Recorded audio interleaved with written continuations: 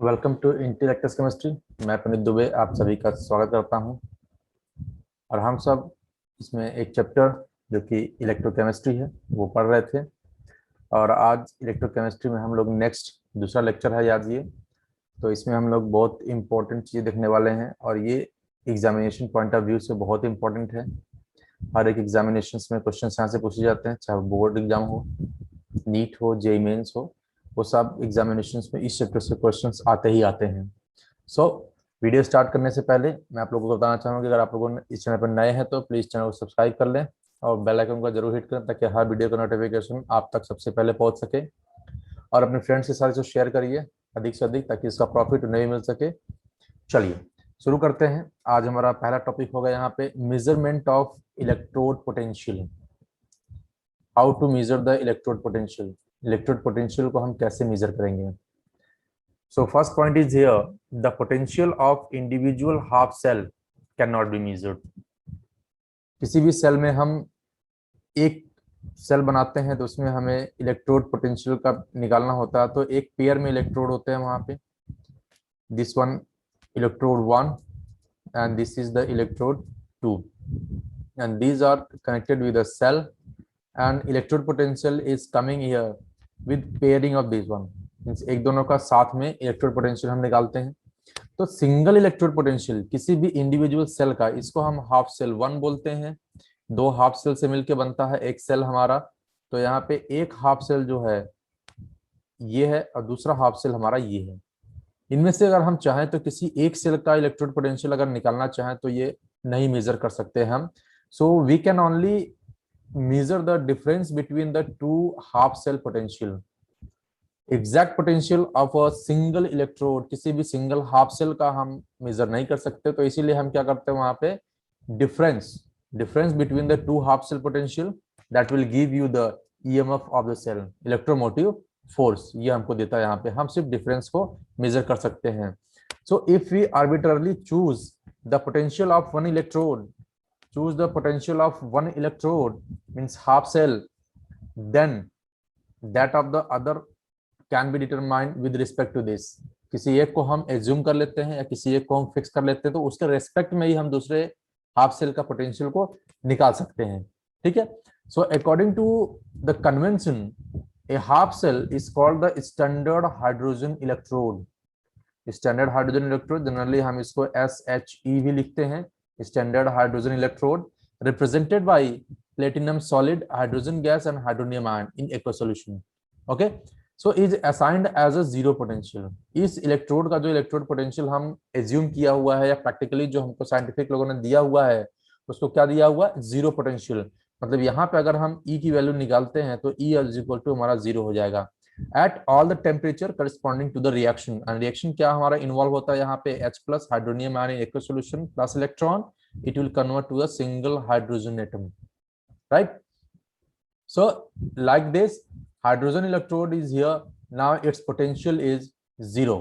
so एक हम किसी हाफ सेल का पोटेंशियल निकालना है तो उसको हम हाइड्रोजन के रेस्पेक्ट में अगर निकालते हैं तो वो हमको मिल जाएगा, क्योंकि हम यहाँ पे हाइड्रोजन का इलेक्ट्रोड पोटेंशियल हमने फिक्स कर दिया कितना होता है, जीरो पोटेंशियल, राइट। सो थोड़ा सा स्टडी हम कर लेते हैं हाइड्रोजन स्टैंडर्ड पोटेंशियल के बारे में। तो यहाँ पे the standard hydrogen electrode consist of a platinum electrode coated with the platinum black, right.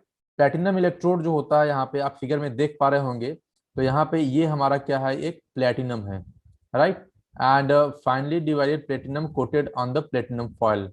यहाँ पे क्या है, इलेक्ट्रोड है यहाँ पे, और ये हमारा क्या है, यहाँ पे प्लेटिनम जो जुड़ा हुआ है उसको कोटेड किए है किसकी वजह से, finally divided platinum coated with the platinum foil platinum black के द्वारा उसको कोटिंग की जाती है, राइट। और यहाँ पे क्या होता है, हाइड्रोजन गैस एक बार के प्रेशर के साथ उसको क्या करता है, वहां पे इंसर्ट किया जाता है और बबलिंग कराते हैं हम 1 मोलर हाइड्रोजन आयन सॉल्यूशन में, right. So the electrode is dipped in an acidic solution and pure hydrogen gas is bubbled through it.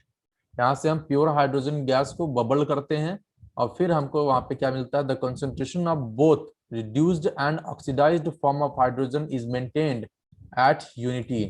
यहाँ पे हम दोनों का कंसंट्रेशन मतलब H प्लस आयन और H दोनों का जो हम कंसंट्रेशन लेते हैं, इसका कंसंट्रेशन कितना हो जाएगा, इसका भी 1 और इस न्यूट्रलाइज्ड फॉर्म का भी हम कितना लेते हैं, यूनिटी, यूनिट कंसंट्रेशन लेते हैं, तब जाके हमें जो स्टैंडर्ड पोटेंशियल जो मिलता है वो कितना होता है, स्टैंडर्ड हाइड्रोजन इलेक्ट्रोड का 0 होता है।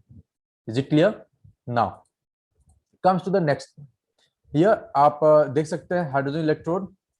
उसके बाद यहाँ पे क्या होता है, this implies that what, this implies that the pressure of hydrogen gas is 1 bar.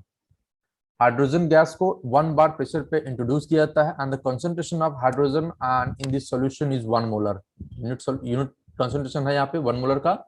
So at 298 kelvin means 25 degree centigrade at room temperature, the EMF of the cell, standard hydrogen electrode and second half cell, standard hydrogen electrode को हम always क्या बनाते हैं, as a anode use करते हैं, as a anode use करते हैं, right? And second half cell जिसका भी हम EMF कैलकुलेट करना चाहते हैं, जिसका हम जानना चाहते हैं, उसको हम कैथोड की तरह यूज करेंगे यहाँ पे, और उसको इस SHE के कंपैरिजन में उसको हम कैलकुलेट कर लेते हैं, उसको मेजर कर लेते हैं, right? Now constructed by taking standard hydrogen electrode as an anode, reference half cell बोलते हैं इसको, and the other half cell as a cathode gives the reduction potential of the other half cell. Reduction potential हम second half cell जो उसको हम निकालना चाहते हैं उसका हम निकाल सकते हैं with respect to the standard hydrogen electrode, right? Now if the concentration of oxidized and reduced form of the species in the right hand half cell are unity, then the cell potential is equal to the standard electrode potential E naught R of the given cell is E naught is equal to E right minus E left.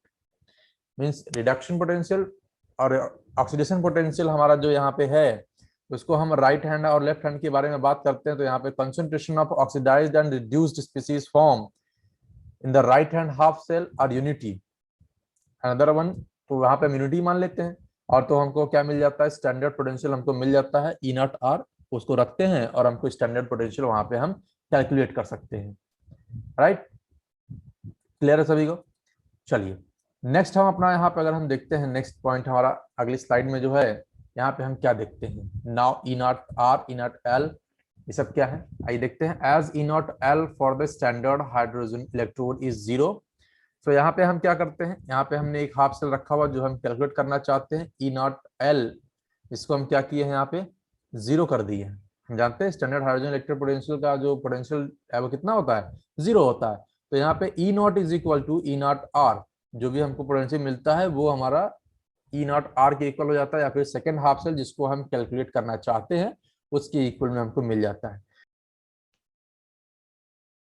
So the measurement of the EMF of the cell, अगर हम किसी एक cell का निकालना चाहते हैं, यहाँ पे हम देखिए क्या निकाला है, यहाँ पे PTS solid hydrogen gas at 1 bar and hydrogen ion 1 molar concentration यहाँ पे है। कॉपर का हम निकालना चाहते हैं, तो कॉपर का ये ऑक्सीडाइज्ड फॉर्म है और ये हमारा क्या है, रिड्यूस्ड फॉर्म है, तो इसको हम लिख सकते हैं यहाँ पे कॉपर का ऑक्सीडाइज्ड फॉर्म है and this is the reduced form है। तो इस हाफ सेल का हमें EMF निकालना है कितना होता है, तो इसको हमने यहाँ पे स्टैंडर्ड हाइड्रोजन इलेक्ट्रोड पोटेंशियल जो हमने ये लिखा हुआ है इसके रेस्पेक्ट में हम उसको कैलकुलेट करेंगे।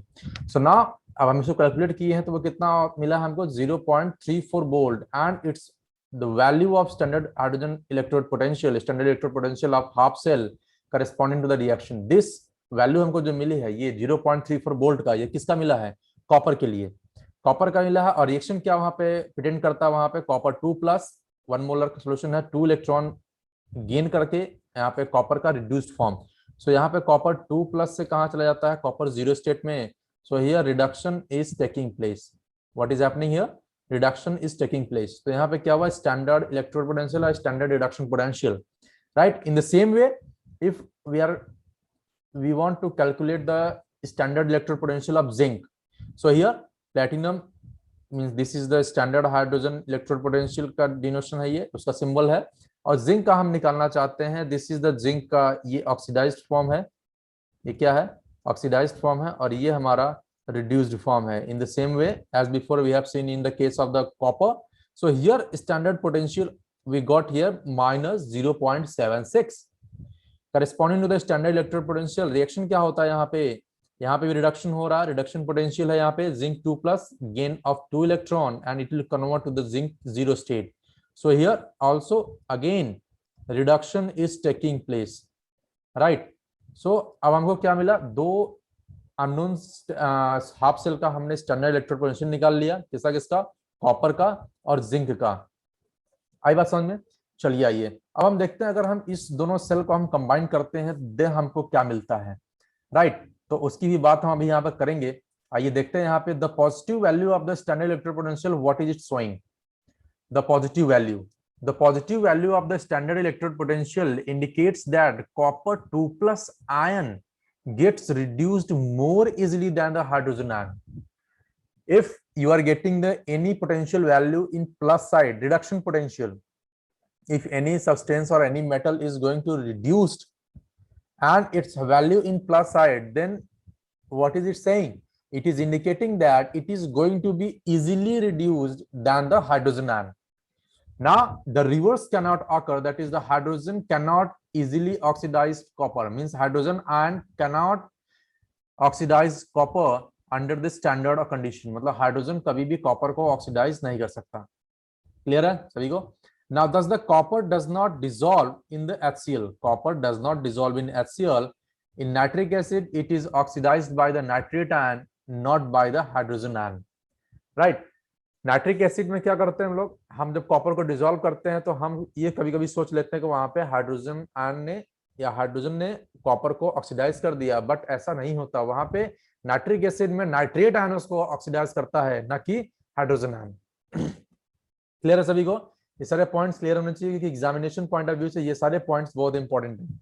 So the and the negative value of the standard electrode potential indicates that the hydrogen ion can oxidize the zinc. Means यहाँ पे क्या होगा, हाइड्रोजन आयन इजी ऑक्सीडाइज होगा as compare to zinc. whatever the value of the standard potential will be negative, that indicates that hydrogen ion is going to be easily reduced than that atom or metal ion, means that metal is going to be hardly reduced than the hydrogen ion or hydrogen. Thus the half cell reaction of the Daniell shell can be written as here, zinc solid to the zinc 2 plus aqueous 1 molar 2 electron. This is the actual left electrode and this is the copper 2 plus reduction form 2 electron and copper electron.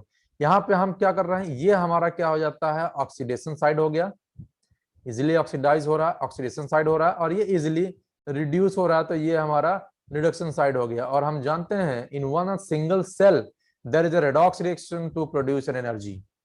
वहां पे क्या होता है, हमेशा एक redox reaction होती है, जो कंप्लीट रिडॉक्स रिएक्शन में जो एनर्जी प्रोड्यूस होती है उसी एनर्जी को हम यहाँ पे कन्वर्ट करते हैं। So now come to here, one single statement reaction is here, zinc plus copper 2 plus and zinc 2 plus and copper 0. So here zinc is going to be oxidized from 0 to 2 minus, means zinc is oxidized. And what about the copper? Copper is going from 2 plus to 0, means copper is going to be reduced. यहाँ पे copper का reduction हो रहा है और zinc का oxidation हो रहा है। आई थिंक यहाँ तक सभी को क्लियर है, बहुत सिंपल वे में बता दिया मैंने। ईएमएफ ऑफ द सेल क्या होता है ये? EMF means E naught cell, means standard electrode potential of the cell.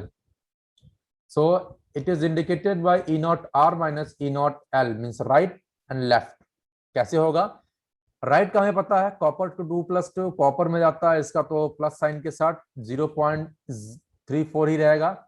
लेकिन राइट लेफ्ट हैंड साइड में जो जिंक का है, हमें इस रिएक्शन के फॉर्म में पता है जिसका होता है -76, लेकिन ये इसके अपोजिट में जा रहा है तो यहाँ पे क्या होगा, साइन चेंज हो जाएगा। दैट मीन्स -0.76 और you can say that 0.34 plus 0.76 and you will get the value of 1.10 volt. Is it clear to all of you? 1.10 volt Daniell cell का एक वोल्टेज फिक्स होता है, ये अप्रोक्सीमेटली इसी वोल्ट के अराउंड पोटेंशियल हमको देता है। Sometimes metals like platinum or gold are used as a inert electrode, क्योंकि ये किसी से रिएक्ट नहीं करते हैं। These are noble metals. They do not participate in the reaction but provide their surface for the oxidation or reduction. ये कभी भी रिएक्शन में इन्वॉल्व नहीं होते हैं, लेकिन रिएक्शन को होने के लिए सरफेस एरिया को प्रोवाइड करते हैं, सरफेस को प्रोवाइड करते हैं। Reaction can takes place on their surface, right, for the conduction of electrons. Electron का कंडक्शन भी इजिली करवाते हैं और रिएक्शन प्रोसीड करवाने में भी एरिया को, सरफेस एरिया प्रोवाइड करते हैं। Now one of the most important topic is here, electrochemical series. You all have to know it because it's very important to understand which metal will easily go in reduction form, which metal is going to easily in oxidation form. So you have to know here. First, see this table and just see here. Hydrogen potential is how much? Hydrogen reduction potential is 0. Hydrogen reduction potential is 0. Now above the hydrogen, whatever written this value in positive form, this is easily going to be reduced, easily reduce, ये खुद reduce होगा। मतलब ये कैसे work करेगा?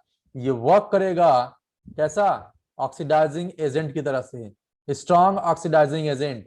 और नीचे जैसे निगेटिव आप जा रहे हैं तो यहाँ पे क्या होगा? ये होगा इजीली ऑक्सीडाइज्ड। इजीली क्या होगा? इजीली ऑक्सीडाइज होगा। ये इजीली ऑक्सीडाइज होगा तो ये स्ट्रॉन्गर रिड्यूसिंग एजेंट होगा। Is it clear? सो आप देखिए मैंने यहाँ पे एरो जो बनाया हुआ है वो क्या बनाया मैंने? ऊपर की तरफ, नीचे से ऊपर की तरफ आप जैसे जाते हैं तो यहाँ पे ऑक्सीडाइजिंग नेचर इंक्रीज होता है।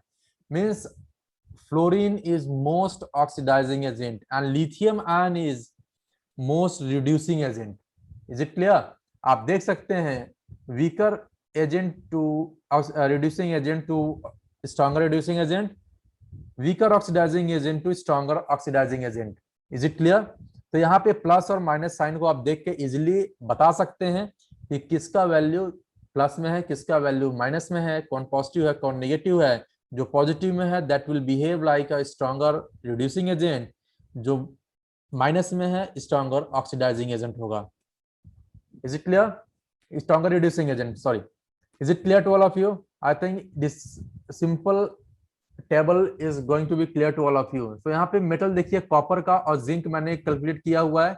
कॉपर का रिड्यूसिंग फॉर्म 0.034 पॉजिटिव में है तो ये क्या करता है? हाइड्रोजन से इजीली रिड्यूस हो जाता है, लेकिन हाइड्रोजन उसको रिड्यूस नहीं कर पाएगा। क्लियर है? और वहीं आप जिंक की बात करते हैं, जिंक को हाइड्रोजन आसानी से ऑक्सीडाइज कर देगा क्योंकि इसकी वैल्यू क्या मिल रही है यहाँ पे आपको? 0.76 इन द नेगेटिव फॉर्म मिल रहा है। तो यहाँ से आप इजीली ऑक्सीडाइज, और यहीं से वैल्यू हमको मिली हुई है जो स्टैंडर्ड हमको हाइड्रोजन के रेस्पेक्ट में मिलती आ रही है। क्लियर है सभी को? आइए एक सिंपल सी बात हम यहाँ पे देख लेते हैं, इसी स्टैंडर्ड इलेक्ट्रोड पोटेंशियल के बारे में थोड़ा सा कुछ जानकारी ले लेते हैं और क्या बोला जाता है यहाँ पे। आइए देखते हैं। If the standard electrode potential of N electrode is greater than 0, it will be in positive, then its reduced form is more stable as compared to the hydrogen gas. Means अगर हम हाइड्रोजन गैस के बारे में बात करते हैं और reduced form copper की बात करते हैं, कौन ज्यादा स्टेबल होगा? तो कॉपर ज्यादा स्टेबल होगा हाइड्रोजन गैस के फॉर्म, गैस की बदौलत। ये रिड्यूस्ड फॉर्म है कॉपर का, क्योंकि यहाँ पे हम कॉपर को जो गेन कर रहे हैं कॉपर 2+ से 2 इलेक्ट्रॉन, इसको देके हम यहाँ पे कॉपर के रिड्यूस्ड फॉर्म में लाए हुए हैं। ठीक है? Similarly, if the standard electrode potential is negative, then the hydrogen gas is more stable than that of the reduced form of the species. अगर नेगेटिव में है तो हाइड्रोजन का रिडक्शन फॉर्म, रिड्यूस्ड फॉर्म ज्यादा स्टेबल होगा as compared to that metal or that atom or element. It can be seen that fluorine gas has the maximum tendency to get the reduced form to fluoride ion, and therefore fluorine gas is the strongest oxidizing agent. And we know that in periodic table we have studied it. Fluorine is most oxidizing agent, strong oxidizing agent होता है, whereas lithium is the strong reducing agent. क्या होता है lithium? lithium जो हमारा है वो strong reducing agent है, has the lowest electrode potential in negative form. That's why lithium metal is the strongest reducing agent in an aqueous solution. I think in this simple form I have described the electrochemical series, and this is very important for your examination point of view. You must have to know about this. Now come to here, important point about the series. Electrode whose standard reduction potential is less act as an anode, and other which has the high potential act as a cathode. तो आप यहाँ बता सकते हैं कौन हमारा anode की तरह काम करेगा, कौन कैथोड के फॉर्म में काम करेगा। कमेंट बॉक्स में बताइए आप लोग कौन सा मेटल जो हमने जिंक और कॉपर में पढ़ा हुआ है उनमें से कौन सा फॉर्म हमारा इलेक्ट्रोड एनोड की तरह काम करेगा, कौन सा कैथोड की तरफ। कमेंट बॉक्स में जरूर बताएं। Now metal near the bottom of the series are strongly electropositive, and what about the top of the electrochemical series is the highly electronegative atom. Fluorine is the most electronegative atom of the periodic table, and lithium is in this section. It is the most electropositive or strongly electropositive in nature. Clear है सभी को? Now metals near the bottom of the series can displace more electronegative metals above than from their salts. For example, silver nitrate react with the copper, then copper replaces this silver ion and it will produce the cuprous nitrate, cupric nitrate. Clear है सभी को? और यहाँ पे क्या मिल जाता है आपको? सिल्वर को रिड्यूस करता है, सिल्वर मेटल एलिमेंटल फॉर्म में बाहर निकल जाता है। वहीं अगर CuSO4 और सिल्वर की बात करते हैं तो आपको कोई भी रिएक्शन देखने को नहीं मिलता है यहाँ पे, क्योंकि सिल्वर कॉपर को कभी भी अपने सॉल्ट से डिस्प्लेस नहीं कर सकता। क्यों नहीं कर सकता? इसका भी रिप्लाई आप कमेंट बॉक्स में दीजिए, अभी आपने इलेक्ट्रोकेमिकल सीरीज पढ़ा हुआ है। क्लियर है? Now metal below the hydrogen can displace the hydrogen from the dilute acids. For example, from the H2SO4, this is this acid react with the sodium ion, it is a below from the hydrogen and it easily displays the hydrogen gas and form the sodium sulfate. वही copper की बात करते हैं जो कि hydrogen gas के ऊपर है, प्लस फॉर्म में इसका पोटेंशियल है। This reaction can not be observe, this did not observe yet, right. तो यहाँ पे क्या हुआ? कॉपर कभी भी हाइड्रोजन को डिस्प्लेस नहीं करेगा, जबकि सोडियम जो कि हाइड्रोजन गैस से इलेक्ट्रोकेमिकल सीरीज में नीचे है, प्लस में इसका माइनस में इसकी वैल्यू है, और इसलिए वो क्या करता है? एसिड से सॉल्यूशन से हाइड्रोजन गैस को इजीली डिस्प्लेस कर देता है और हाइड्रोजन गैस के फॉर्म में वो वहां से बाहर निकल जाता है हाइड्रोजन। इज इट क्लियर सभी को? चलिए, ये क्लियर हो गया। तो ये छोटा सा स्लाइड था आज का, मेरा छोटा सा प्रिपरेशन था, मैंने आपको बताया, बहुत ही इंपॉर्टेंट पॉइंट है ये। इलेक्ट्रोकेमिकल सीरीज के बारे में पढ़ा हमने थोड़ा सा, बहुत इंपॉर्टेंट सीरीज है ये, आप इसको याद रखिए, आपकी बहुत सारे रिएक्शंस को बहुत इजीली सॉल्व कर देता है ये। आई होप आपको मेरी वीडियो, छोटी सी वीडियो पसंद आई होगी। अगर वीडियो को पसंद आई हो तो वीडियो को लाइक करें, शेयर करें और सब्सक्राइब करें, और अधिक से अधिक दोस्तों के साथ इसको शेयर करें ताकि इसका प्रॉफिट उन्हें भी मिल सके। और जो भी डाउट्स हो, क्वेश्चंस हो, आप कमेंट बॉक्स में दीजिए, मैं उसको सॉल्व करने की पूरी कोशिश करूंगा। Thank you, have a nice day.